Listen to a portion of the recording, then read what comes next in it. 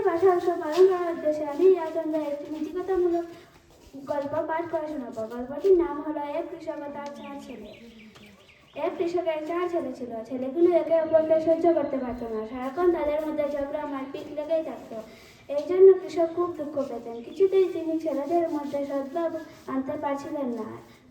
পরের দিন তিনি কয়েকটি লাঠি একত্রিত করে আটি বেঁধে এনে 4 ছেলের হাতে দিয়ে বললেন, ভাঙো তো দেখি। কেউ তা ভাঙতে পারবে না। কৃষক তখন লাঠিগুলি পৃথক করে একটি একটি করে ছেলেদের হাতে দিয়ে বললেন, এবার ভাঙতে পারবে তো?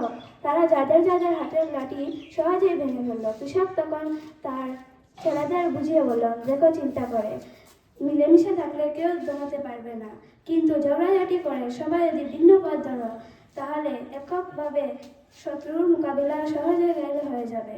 নীতিকথা হলো একতাই জয়, বিরুদ্ধেই ক্ষয়। ধন্যবাদ।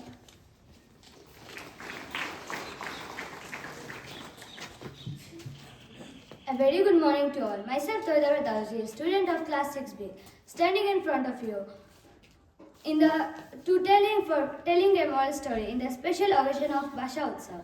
The title of my moral story is The Boy Who Cried Wolf. A boy has a duty to look after a flock of sheep. One day he starts shouting, "Wolf, wolf, wolf," for the sole purpose of fun. On hearing him, the villager rushed to his help. What started as a figment of his imagination became his hobby, and he started fooling the villagers.